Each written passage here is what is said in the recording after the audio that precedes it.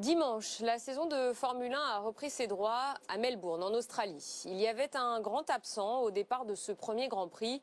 Le pilote français Jules Bianchi, 25 ans, gravement accidenté au Japon le 5 octobre dernier et pour l'heure toujours hospitalisé à Nice.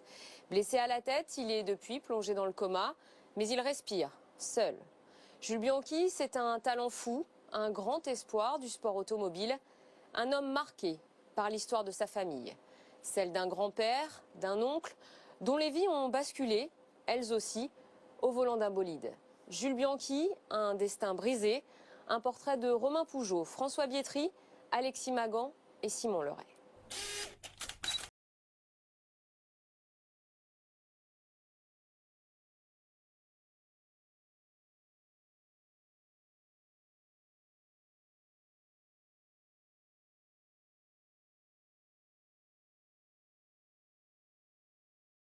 Dans les pilotes extrêmement talentueux et encore une fois concentré sur ce qu'il avait envie de faire, vraiment déterminé. Depuis tout jeune, il a toujours été aux avant-postes. Il s'est toujours battu pour la gagne.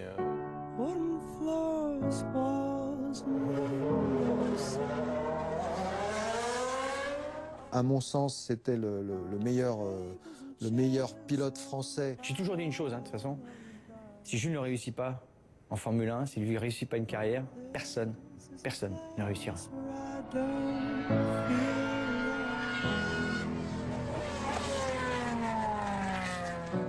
Il était jeune, il est beau, en pleine forme, et puis tout s'arrête. Le monde de la Formule 1 est aujourd'hui sous le choc. Ce matin au Japon, sur le circuit de Suzuka, le jeune espoir français Jules Bianchi a été victime d'un très grave accident. Il a dû être opéré en urgence d'un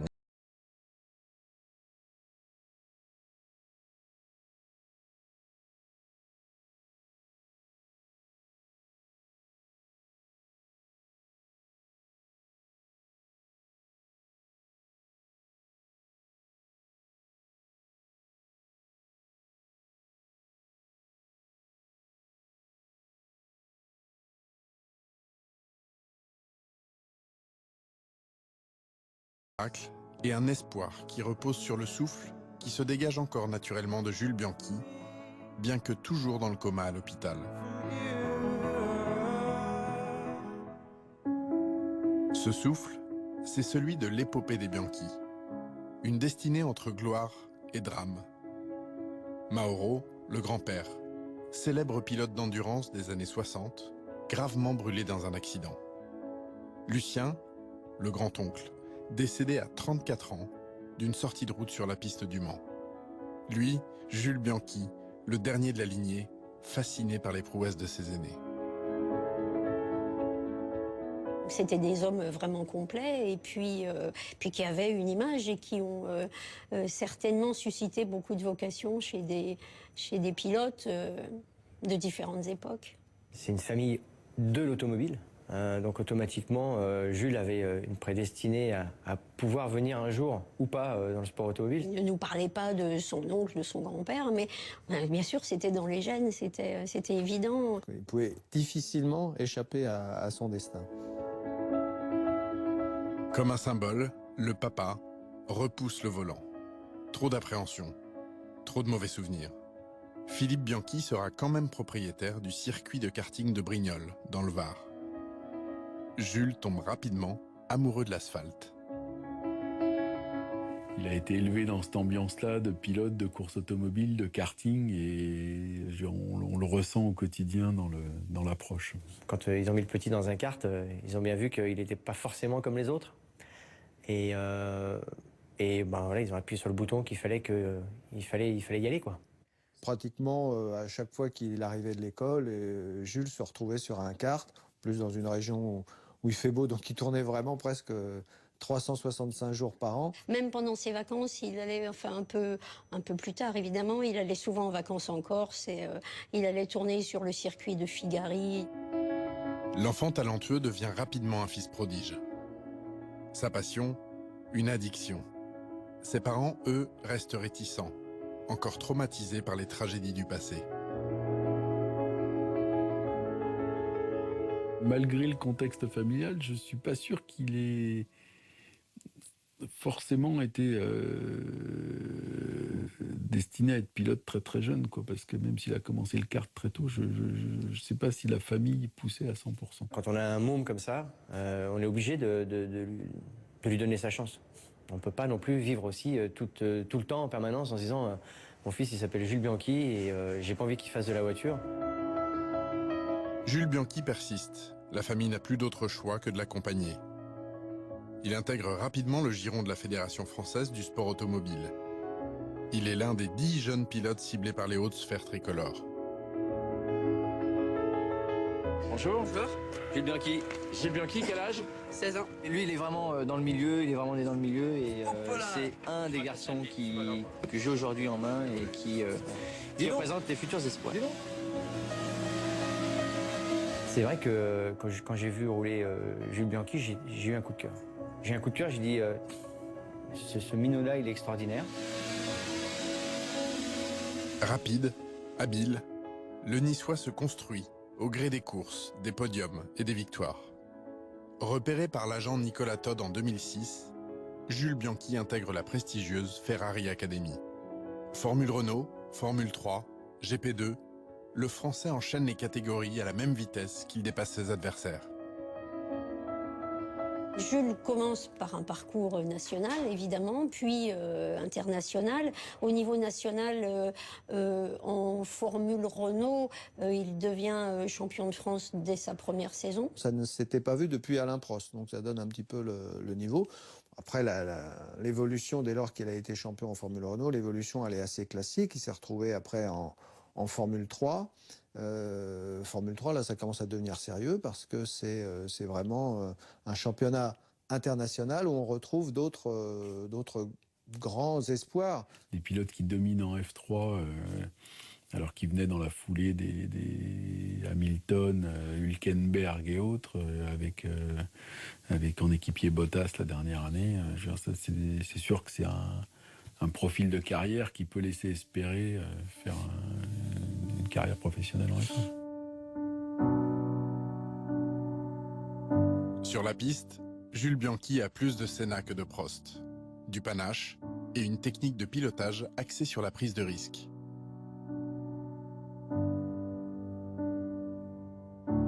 Il avait cette capacité à aller très vite tout de suite, sous la pluie, sur le sec. Il arrivait dans une situation, à un moment précis, il se mettait dans un petit trou de souris en disant « j'y crois et ça va le faire ». Et là, à ce moment-là, ça le faisait. Jules, au cours de sa carrière, a eu une capacité à dépasser, on va dire, exceptionnelle. C'était vraiment un virtuose du pilotage.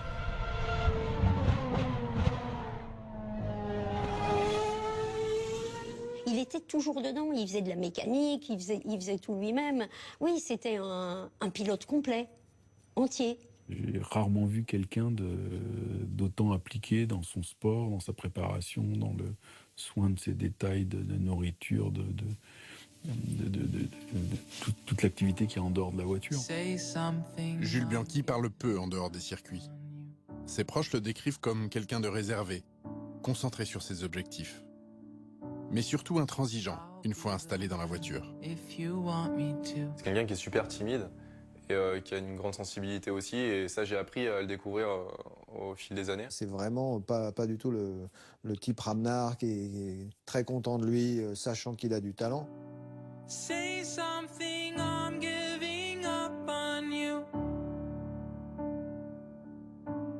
Quand il était sur un circuit, c'était un sérieux. Son caractère, c'est-à-dire sa détermination, c'est ce qui fait sa force, c'est-à-dire qu'il n'a jamais le morceau. Des qualités qu'il a parfaitement exploitées le 25 mai 2014. Après une première année difficile chez Marussia, Jules Bianchi marque les esprits dès sa deuxième saison en Formule 1. Monaco est son point d'orgue, sa course référence. Le Français écrit au courage, à l'abnégation, au talent, le plus beau chapitre de sa jeune carrière. Il a marqué des points en partant de très loin, en finissant dans les 10 premiers et en marquant des points c'était l'équivalent d'une victoire pour Marussia. Il savait très bien que le succès de la saison reposerait sur un event particulier et que ce jour-là, il faudrait être là. C'est pas les faits de course qui ont fait qu'il s'est retrouvé 8e. Il a été chercher sa place, il a doublé des types sur la piste, parfois un peu en force, mais à Monaco, il faut le faire. Qui a fait ça? Là, depuis quelques années, avec ce type de voiture-là, qui a pu faire ça? Personne. Il était vraiment dans les petits papiers de Ferrari qui voulait le placer dès 2015 dans une écurie un peu plus huppée que ne l'est Marussia. Cette année, on espérait le voir chez Sauber. On espérait que Ferrari arriverait à le promouvoir chez Sauber. Et pourquoi pas un jour devenir pilote Ferrari, c'était vraiment pas utopique. Circuit de Suzuka le 5 octobre dernier. Les conditions climatiques sont dantesques. L'alerte au typhon n'a toujours pas été levée. Un mauvais pressentiment gangrène le paddock. D'abord retardé, le Grand Prix se court sous une pluie battante. Le soleil ne brille plus depuis longtemps. La visibilité, elle, est quasi nulle.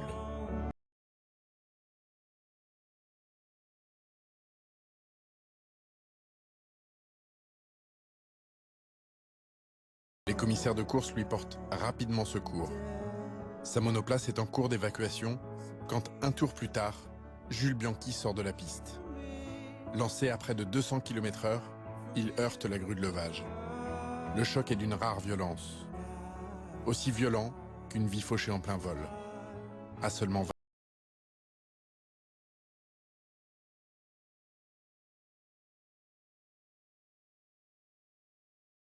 Sutil assiste à l'accident et il voit Jules.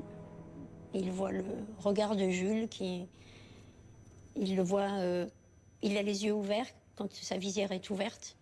Et Sutil nous a dit, ensuite il a fermé les yeux, comme si c'était endormi.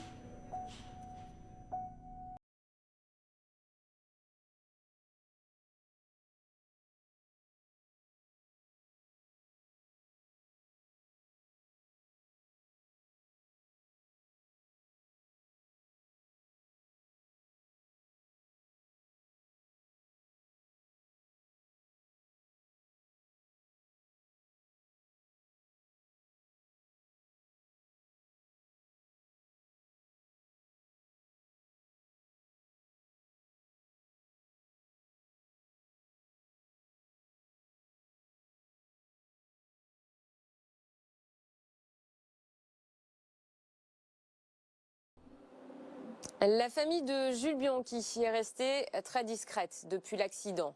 Seul son papa s'est récemment confié à la presse. L'état de santé de son fils évolue très peu. Il fait de minces progrès et se bat jour après jour.